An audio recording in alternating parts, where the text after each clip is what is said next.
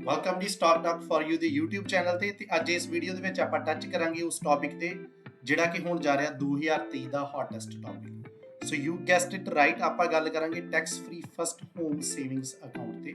So first of all congratulation ਜੇ ਤੁਸੀਂ ਸੋਚਿਆ ਕੈਨੇਡਾ ਦੇ ਵਿੱਚ ਆਪਣਾ ਪਹਿਲਾ ਕਰ ਲੈਣ ਬਾਰੇ। So this is a dream for many people, so congratulation to you ਜੇ ਤੁਸੀਂ ਸੋਚਿਆ ਕਿ ਹਾਂ 2023 ਜਾਂ 24 ਦੇ ਵਿੱਚ ਆਪਾਂ ਕੈਨੇਡਾ ਦੇ ਵਿੱਚ ਆਪਣਾ ਪਹਿਲਾ ਕਰ ਲਵਾਂਗੇ। ਸੋ ਹੋ ਸਕਦਾ ਤੁਸੀਂ ਇਸ ਅਕਾਊਂਟ ਬਾਰੇ ਕਿਸੇ ਨਾ ਕਿਸੇ ਟਿਕਟੌਕ ਤੋਂ ਸੁਣਿਆ ਹੋਵੇ ਜੇ ਤੁਸੀਂ ਵੀਡੀਓ ਮੇਰੀ 2022 ਦੇ ਵਿੱਚ ਵਾਚ ਕਰ ਰਹੇ ਹੋ, ਜਾਂ ਤੁਸੀਂ ਜੇ 2023 ਦੇ ਵਿੱਚ ਮੇਰੀ ਵੀਡੀਓ ਇਹ ਵਾਚ ਕਰ ਰਹੇ ਹੋ ਤਾਂ ਹੋ ਸਕਦਾ ਤੁਸੀਂ ਕਿਸੇ ਰੀਅਲਟਰ ਤੋਂ ਗਏ ਹੋ ਤੇ ਉਹਨੇ ਤੁਹਾਨੂੰ ਕਹਿ ਦਿੱਤਾ ਹੋਵੇ ਕਿ ਹਾਂਜੀ ਇੱਕ ਅਕਾਊਂਟ ਆਇਆ ਜਿਹੜਾ ਕਿ ਨਵਾਂ tax free first home savings account ਆ, ਇਹਦੇ ਵਿੱਚ ਆਪਣੇ ਡਾਊਨ ਪੇਮੈਂਟ ਲਈ ਪੈਸੇ ਸੇਵ ਕਰਨੇ ਸ਼ੁਰੂ ਕਰ ਦਿਓ। ਜਾਂ ਕਿਸੇ ਮਾਰਗੇਜ ਬ੍ਰੋਕਰ ਨੇ ਤੁਹਾਨੂੰ ਕਹਿ ਦਿੱਤਾ ਹੋਵੇ, ਜਾਂ ਤੁਸੀਂ ਕਿਸੇ ਆਪਣੇ ਟੈਕਸ ਭਰਨ ਵਾਲੇ ਕੋ ਅਕਾਊਂਟੈਂਟ ਤੋਂ ਗਏ ਹੋ ਤੇ ਉਹਨੇ ਤੁਹਾਨੂੰ ਕਹਿ ਦਿੱਤਾ ਹੋਵੇ ਕਿ ਇਹ ਵਾਲਾ ਅਕਾਊਂਟ ਓਪਨ ਕਰਾ ਲਓ, ਇਹਦੇ ਵਿੱਚ ਤੁਹਾਡੀ ਟੈਕਸ ਦੀ ਸੇਵਿੰਗ ਹੋ ਜੂਗੀ, ਨਾਲ ਦੀ ਨਾਲ ਤੁਸੀਂ ਡਾਊਨ ਪੇਮੈਂਟ ਲਈ ਪੈਸੇ ਇਕੱਠੇ ਕਰ ਸਕਦੇ ਹੋ। ਪਰ ਕੀ ਡੀਟੇਲ ਦੇ ਵਿੱਚ ਅਕਾਊਂਟ ਕਿੱਦਾਂ ਕੰਮ ਕਰਦਾ ਉਹ ਤੁਹਾਨੂੰ ਕਿਸੇ ਨੇ ਨਹੀਂ ਦੱਸਿਆ ਹੋਣਾ, ਅਨਲੈਸ ਤੁਸੀਂ ਬੈਂਕ ਦੇ ਵਿੱਚ ਕਿਸੇ ਨਾਲ ਬੈਠੇ ਹੋ। ਸੋ ਜੇ ਤੁਹਾਨੂੰ ਨਹੀਂ ਨੌਲੇਜ ਤੇ ਆਪਾਂ ਇਸ ਵੀਡੀਓ ਦੇ ਵਿੱਚ ਬੇਸਿਕ ਵੱਲੋਂ ਵੀ ਟੱਚ ਕਰਾਂਗੇ, ਨਾਲ ਦੀ ਨਾਲ ਆਪਾਂ ਡੀਟੇਲ ਦੇ ਵਿੱਚ ਵੀ ਗੱਲਬਾਤ ਕਰਾਂਗੇ ਕਿ ਜਿਹੜਾ ਇਹ ਨਵਾਂ ਅਕਾਊਂਟ ਆਇਆ ਵਾ ਹੋਮ ਸੇਵਿੰਗਸ ਅਕਾਊਂਟ, ਇਹਦੇ ਵਿੱਚ ਕੀ ਬੈਨੀਫਿਟ ਨੇ ਤੇ ਨਾਲ ਦੀ ਨਾਲ ਕਿਹੜੀ ਥੋੜ੍ਹੀਆਂ ਚੀਜ਼ਾਂ ਨੇ ਜਿਨ੍ਹਾਂ ਨੂੰ ਆਪਾਂ ਧਿਆਨ ਦੇ ਵਿੱਚ ਰੱਖਣਾ ਪੈਣਾ ਕਿ ਜਸਟ ਇਨ ਕੇਸ ਜੇ ਆਪਾਂ ਘਰ ਨਹੀਂ ਲੈਂਦੇ ਤੇ ਜਿਹੜਾ ਆਪਾਂ ਇਸ ਦੇ ਵਿੱਚ ਪੈਸਾ ਪਾ ਰਹੇ ਹਾਂ ਉਹਦਾ ਐਂਡ ਤੇ ਕੀ ਹੋਊਗਾ।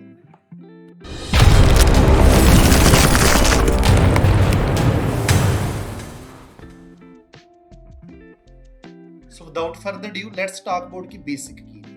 ਸੋ ਬੇਸਿਕ ਦੀ ਜੇ ਆਪਾਂ ਗੱਲ ਕਰੀਏ ਤੇ ਜੇ ਤੁਸੀਂ ਥੋੜੇ ਟਾਈਮ ਤੋਂ ਕੈਨੇਡਾ ਦੇ ਵਿੱਚ ਰਹਿ ਰਹੇ ਹੋ ਤਾਂ ਹੋ ਸਕਦਾ ਤੁਸੀਂ ਦੋ ਅਕਾਊਂਟਸ ਬਾਰੇ ਸੁਣਿਆ ਹੋਵੇ। ਸਭ ਤੋਂ ਪਹਿਲਾਂ ਟੈਕਸ ਫ੍ਰੀ ਸੇਵਿੰਗ ਅਕਾਊਂਟ ਆ ਤੇ ਦੂਸਰਾ ਹੈ RRSP ਅਕਾਊਂਟ। ਸੋ ਇਸ ਅਕਾਊਂਟ ਦੇ ਵਿੱਚ ਉਹਨਾਂ ਨੇ ਕੀ ਕੀਤਾ ਕਿ ਇਹਨਾਂ ਦੋਵਾਂ ਦੇ ਜਿਹੜੇ ਬੈਨੀਫੀਸ਼ੀਅਲ ਪੁਆਇੰਟ ਸੀ, ਜਿਹੜੇ ਵਧੀਆ ਪੋਜ਼ਿਟਿਵ ਪੁਆਇੰਟ ਸੀ, ਉਹਨਾਂ ਨੂੰ ਮਿਲਾ ਦਿੱਤਾ।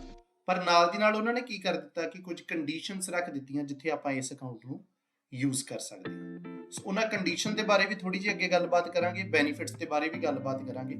ਸੋ ਬੈਨੀਫਿਟ ਸਭ ਤੋਂ ਪਹਿਲਾਂ ਕੀ ਹੈ ਕਿ ਜਿਹੜਾ ਵੀ ਇਸ ਅਕਾਊਂਟ ਦੇ ਵਿੱਚ ਤੁਸੀਂ ਪੈਸਾ ਪਾਉਂਦੇ ਹੋ, ਠੀਕ ਹੈ, ਜਿਹੜਾ ਵੀ ਪੈਸਾ ਤੁਸੀਂ ਇਸ ਅਕਾਊਂਟ ਦੇ ਵਿੱਚ ਪਾਇਆ ਉਹ ਤੁਹਾਡਾ ਟੈਕਸ ਡਿਡਕਟੇਬਲ ਆ। ਯਾਨੀ ਕਿ ਐਂਡ ਆਫ ਦਾ ਡੇ ਜਦੋਂ ਤੁਸੀਂ ਐਂਡ ਆਫ ਦਾ ਈਅਰ ਜਾ ਕੇ ਟੈਕਸ ਭਰਨਾ ਆ, ਤੁਸੀਂ ਆਪਣੇ ਟੈਕਸ ਦੇ ਵਿੱਚ ਉਸ ਪੈਸੇ ਨੂੰ ਡਿਡਕਟ ਕਰ ਸਕਦੇ ਹੋ, ਸੇਮ ਤਰੀਕੇ ਨਾਲ ਜਿੱਦਾਂ ਆਪਾਂ RRSP ਦੇ ਵਿੱਚ ਕਰ ਸਕਦੇ ਸੀ। ਸੋ ਉਹ ਪੋਜ਼ਿਟਿਵ ਪੁਆਇੰਟ ਉਹਨਾਂ ਨੇ RRSP ਤੋਂ ਚੱਕਿਆ।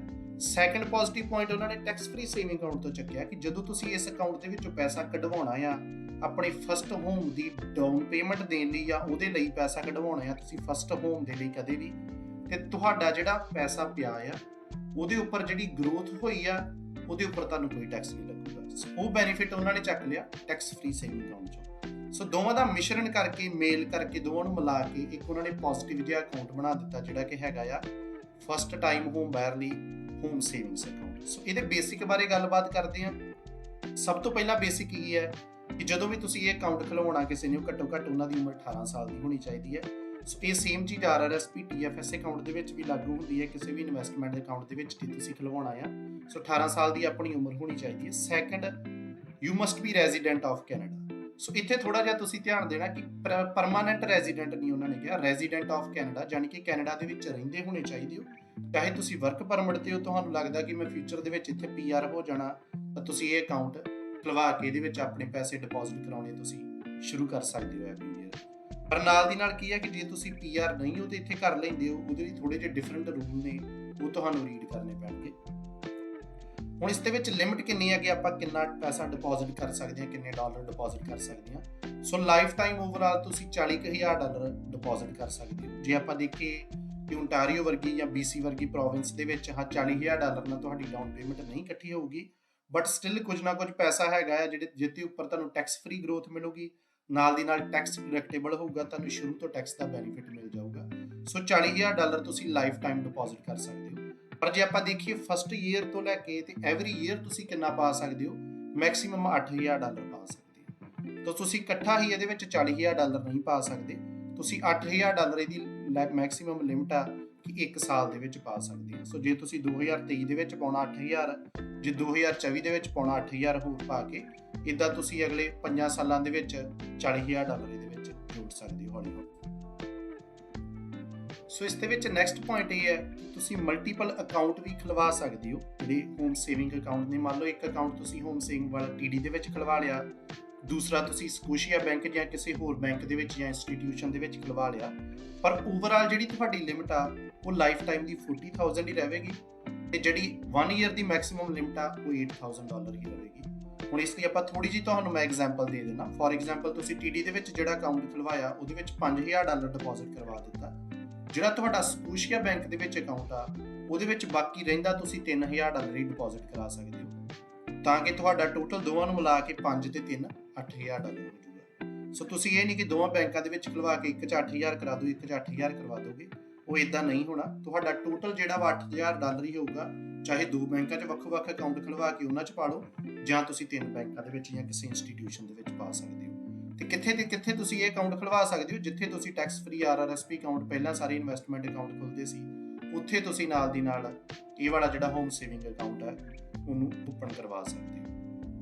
ਨੈਕਸਟ ਪੁਆਇੰਟ ਇਹ ਆ ਕਿ ਜੇ ਮੰਨ ਲਓ ਕਿ ਕਿਸੇ ਸਾਲ ਦੇ ਵਿੱਚ ਆਪਣਾ ਥੋੜਾ ਜਿਹਾ ਹੱਥ ਟਾਈਟ ਆ ਤੇ ਆਪਾਂ ਪੈਸੇ ਜ਼ਿਆਦਾ ਨਹੀਂ ਪਾ ਸਕਦੇ। ਫੋਰ ਐਗਜ਼ਾਮਪਲ ਆਪਾਂ 2023 ਦੇ ਵਿੱਚ ਇਹ ਅਕਾਊਂਟ ਓਪਨ ਕਰਵਾਇਆ ਤੇ ਆਪਾਂ ਮਸਾ $5,000 ਹੀ ਸੇਵ ਕਰ ਸਕਦੇ, ਠੀਕ ਹੈ।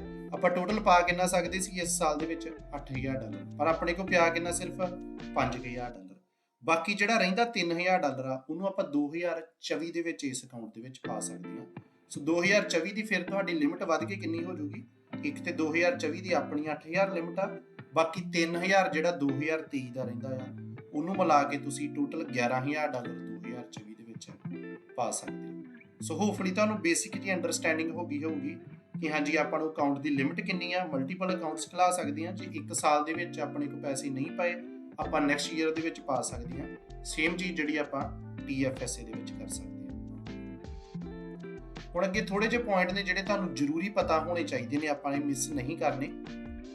ਸੋ ਸਭ ਤੋਂ ਪਹਿਲਾਂ ਇਹ ਹੈ ਕਿ ਇਹਦੇ ਵਿੱਚੋਂ ਜਿਹੜੇ ਪੈਸੇ ਕਢਾਉਣੇ ਨੇ ਉਹ ਤੁਸੀਂ ਫਸਟ ਟਾਈਮ ਹੋਮ ਬਾਇਰ ਆ ਜਿਹੜਾ ਬੰਦਾ ਉਹੀ ਟੈਕਸ ਫ੍ਰੀ ਕਢਵਾ ਸਕਦਾ ਆ। ਨਾਲ ਦੀ ਨਾਲ ਦੂਸਰੀ ਕੰਡੀਸ਼ਨ ਕੀ ਹੈ ਕਿ ਜੇ ਤੁਸੀਂ ਪਿਛਲੇ 4 ਸਾਲ ਤੋਂ ਕੋਈ ਵੀ ਘਰ ਨਹੀਂ ਲਿਆ ਉਹ ਬੰਦੇ ਇਹਨੂੰ ਯੂਟਿਲਾਈਜ਼ ਕਰ ਸਕਦੇ ਆ, ਪਰ ਉੱਥੇ ਹੀ ਆਪਣੇ ਟੈਕਸ ਫ੍ਰੀ ਪੈਸੇ ਨਿਕਲਣਗੇ, ਨਹੀਂ ਤੇ ਆਪਾਂ ਨੂੰ ਟੈਕਸ ਲੱਗ ਜਾਊਗਾ। ਉਹਦੇ ਬਾਰੇ ਅੱਗੇ ਆਪਾਂ ਗੱਲ ਕਰਾਂਗੇ ਕਿ ਆਪਾਂ ਨੂੰ ਟੈਕਸ ਕਿੱਦਾਂ ਲੱਗ ਸਕਦਾ। ਸੈਕੰਡ ਚੀਜ਼ ਆ ਕਿ ਇਹਦੇ ਵਿੱਚ ਜਿਹੜਾ 60 ਡੇਜ਼ ਡਿਪੋਜ਼ਿਟ ਕਰਨ ਦੀ ਲਿਮਿਟ ਨਹੀਂ ਹੈਗੀ, ਉਹ ਜਿਹੜੀ RRSP ਦੇ ਵਿੱਚ ਆ। ਉਹ ਕਿੱਦਾਂ ਵਰਕ ਕਰਦੀ RRSP ਦੇ ਵਿੱਚ ਉਹ ਤੁਹਾਨੂੰ ਮੈਂ ਦੱਸ ਦਿੰਦਾ, ਤਾਂ ਕਿ ਤੁਸੀਂ ਇਹਦੇ ਵਿੱਚ ਉਹਨੂੰ ਮਿਕਸ ਮੈਚ ਨਾ ਕਰੋ। ਸੋ RRSP ਅਕਾਊਂਟ ਦੇ ਵਿੱਚ ਕੀ ਹੁੰਦਾ ਆ ਕਿ ਮੰਨ ਲਓ ਤੁਸੀਂ ਜਿਹੜਾ 2022 ਦਾ ਕੰਟਰੀਬਿਊਸ਼ਨ ਪਾਉਣਾ, ਠੀਕ ਹੈ, 2022 ਦੇ ਪੈਸੇ ਪਾਉਣੇ ਆ, ਉਹ 2023 ਦੇ ਪਹਿਲੇ 60 ਦਿਨਾਂ ਦੇ ਵਿੱਚ ਵੀ ਪਾ ਸਕਦੇ ਹੋ। ਉਹ ਤੁਹਾਡੇ ਅਕਾਊਂਟ 2022 ਚ ਕੀਤੇ ਜਾਣਗੇ, ਪਰ ਇਹਦੇ ਵਿੱਚ ਉਹ ਚੀਜ਼ ਨਹੀਂ ਹੈਗੀ। ਤੁਹਾਨੂੰ 31 ਦਸੰਬਰ ਤੱਕ ਐਂਡ ਤੱਕ ਜਿਹੜਾ ਵਾ 2023 ਦਾ ਕੰਟਰੀਬਿਊਸ਼ਨ ਪਾਉਣਾ ਪੈਣਾ। 2024 ਦਾ ਕੰਟਰੀਬਿਊਸ਼ਨ ਤੁਹਾਨੂੰ 2024 ਦੀ 31 ਦਸੰਬਰ ਤੱਕ ਪਾਉਣਾ ਪੈਣਾ ਹੈ। ਜਿਹੜੇ ਉੱਪਰ 60 ਡੇਜ਼ ਹੁੰਦੇ ਸੀ ਉਹ RRSP ਦੀ ਤਰ੍ਹਾਂ ਇਹਦੇ ਵਿੱਚ ਨਹੀਂ ਹੈਗੇ। ਨੈਕਸਟ ਚੀਜ਼ ਤੁਹਾਨੂੰ ਇਹ ਦੇਖਣੀ ਪੈਣੀ ਹੈ ਕਿ ਇਹਦੇ ਵਿੱਚ ਤੁਸੀਂ ਸਪਾਊਸਲ ਕੰਟਰੀਬਿਊਸ਼ਨ ਵੀ ਨਹੀਂ ਕਰ ਸਕਦੇ। ਜਿੱਦਾਂ RRSP ਦੇ ਵਿੱਚ ਕੀ ਸੀ ਕਿ ਇੱਕ ਸਪਾਊਸ ਦੀ ਇਨਕਮ ਜ਼ਿਆਦਾ ਹੁੰਦੀ ਸੀ, ਉਹ ਦੂਸਰੇ ਸਪਾਊਸ ਦੀ RRSP ਦੇ ਵਿੱਚ ਕੰਟਰੀਬਿਊਸ਼ਨ ਕਰਕੇ ਇਸ ਤਰੀਕੇ ਨਾਲ ਆਪਾਂ ਟੈਕਸ ਵਗੈਰਾ ਬਚਾ ਲੈਂਦੇ ਸੀ। ਇਹਦੇ ਵਿੱਚ ਹਰ ਕੋਈ ਜਿਹੜਾ ਸਪਾਊਸ ਆ ਉਹ ਆਪੋ ਆਪਣਾ ਕੰਟਰੀਬਿਊਸ਼ਨ ਕਰੂਗਾ। ਹਸਬੈਂਡ ਵਾਈਫ ਆ, ਹਸਬੈਂਡ ਆਪਣਾ 8,000 ਪਾ ਸਕਦਾ, ਵਾਈਫ ਆਪਣਾ $8,000 ਇਹਦੇ ਵਿੱਚ ਪਾ ਸਕਦੀ ਹੈ। ਹਸਬੈਂਡ ਦੀ ਆਪਣੀ $40,000 ਦੀ ਲਿਮਟ ਹੋਊਗੀ, ਵਾਈਫ ਦੀ ਆਪਣੀ $40,000 ਦੀ ਲਿਮਟ ਹੋਏਗੀ। ਨੈਕਸਟ ਕੀ ਹੈ ਕਿ ਜੇ ਤੁਹਾਡੇ ਕੋਲ ਮੰਨ ਲਓ ਕਿ ਪੈਸੇ ਆਲਰੇਡੀ RRSP ਦੇ ਵਿੱਚ ਪਏ ਨੇ, ਹੁਣ ਤੁਸੀਂ RRSP ਦੇ ਵਿੱਚ ਜਦੋਂ ਪੈਸੇ ਪਾਏ ਆ ਉਹਨਾਂ ਉੱਪਰ ਤੁਸੀਂ ਆਲਰੇਡੀ ਟੈਕਸ ਡਿਡਕਟ ਕੀਤਾ, ਟੈਕਸ ਤੁਹਾਨੂੰ ਬਚਿਆ ਹੋਇਆ ਆ, ਠੀਕ ਹੈ। ਜੇ ਤੁਸੀਂ ਚਾਹੋ ਕਿ ਹਾਂਜੀ ਮੇਰੇ ਤੋਂ ਹੋਰ ਸੇਵਿੰਗ ਨਹੀਂ ਹੈਗੀ ਪਰ ਮੈਂ ਉਹ RRSP ਵਾਲੇ ਪੈਸੇ ਇਹਦੇ ਵਿੱਚ ਟ੍ਰਾਂਸਫਰ ਕਰ ਲੈਣਾ, ਯੈਸ ਯੂ ਕੈਨ ਡੂ। ਤੁਹਾਨੂੰ ਉਹਦੇ ਵਿੱਚ ਕੋਈ ਵੀ ਲਿਮਿਟ ਨਹੀਂ ਹੈ ਕਿ ਤੁਸੀਂ ਕਿੰਨੇ ਕਰ ਸਕਦੇ ਹੋ, ਤੁਸੀਂ ਮੈਕਸਿਮਮ $40,000 ਉਹਦੇ ਵਿੱਚੋਂ ਕਰ ਸਕਦੇ ਹੋ ਇੱਧਰ ਟ੍ਰਾਂਸਫਰ। ਸੋ ਪਰ ਉਹਦੇ ਵਿੱਚ ਇੱਕ ਚੀਜ਼ ਹੈਗੀ ਹੈ ਕਿ ਤੁਹਾਡਾ ਜਿਹੜਾ ਫਸਟ ਟਾਈਮ ਜਿਹੜਾ ਹੋਮ ਬਾਇਰ ਵਾਲਾ ਇਹਦੇ ਵਿੱਚ ਤੁਹਾਡਾ ਟੈਕਸ ਬਚਣਾ ਸੀ ਉਹ ਨਹੀਂ ਬਚਣਾ, ਕਿਉਂਕਿ ਉਹ ਤੁਸੀਂ ਆਲਰੇਡੀ RRSP ਤੇ ਇੱਕ ਵਾਰੀ ਬਚਾ ਲਿਆ।